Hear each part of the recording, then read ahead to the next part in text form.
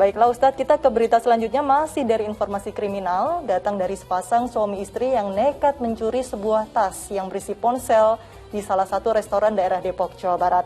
Aksi tak terpuji ini pun terekam kamera pengawas.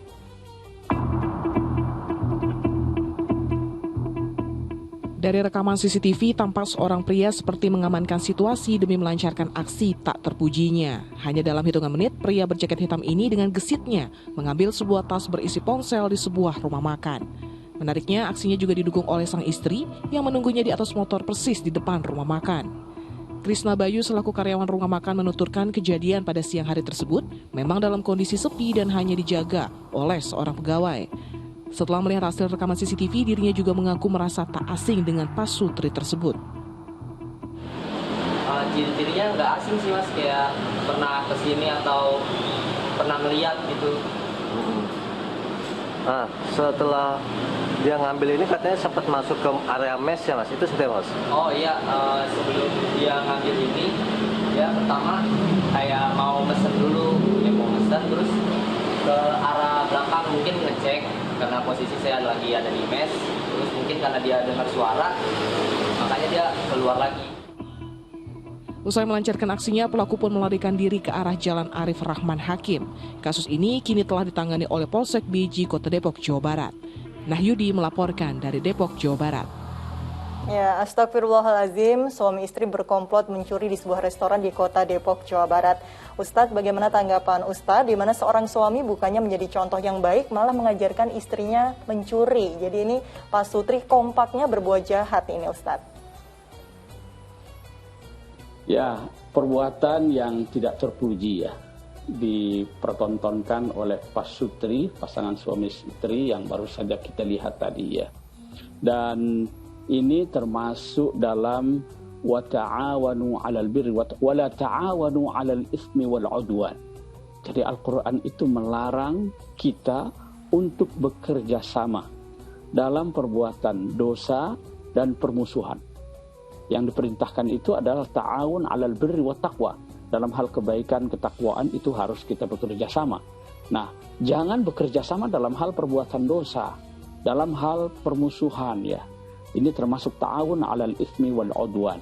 Sungguh perbuatan yang sangat tidak terpuji, dan ini apalagi kalau kemudian diketahui oleh anak-anaknya ya.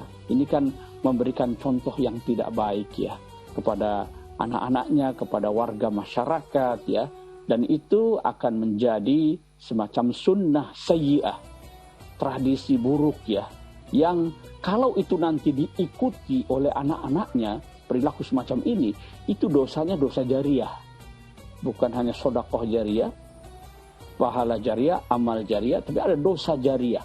Jadi kalau perilaku semacam itu, kerjasama suami istri, lalu kemudian anak-anaknya ngikutin, itu dia dapat dosa jariahnya. Sampai seharusnya kita ini mencari amal jariah, sedekah jariah, tapi ini malah mendapatkan dosa jariah, begitu ya Ustadz. Nah, bagaimana pertanggungjawaban seorang suami di hadapan Allah nanti? Apakah benar ia akan menanggung semua dosa istri dan anaknya seperti yang Ustadz sampaikan, doa jariah ini yang seperti apa Ustadz?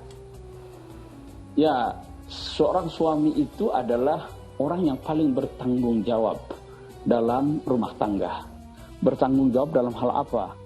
Dalam hal antara lain memberikan nafkah kepada anak istrinya. Tanggung jawab nafkah itu ada di tangan suami. Dan dia harus mencari dari harta yang halal. Sebab segala sesuatu yang tumbuh dari harta yang haram, itu yang paling pantas menerimanya adalah api neraka. Dan harta yang haram yang masuk ke dalam diri, tubuh, anak dan istrinya, termasuk dirinya, itulah yang akan menjadi penghambat, akan menjadi penghalang diterimanya doa-doa dia itu. Jadi konsekuensinya banyak sekali itu. Kalau suami mencarikan nafkah dari sesuatu yang tidak halal ya. Nah, disinilah maka suami itu harus bekerja dengan cara yang halal untuk menafkahi anak istrinya ya.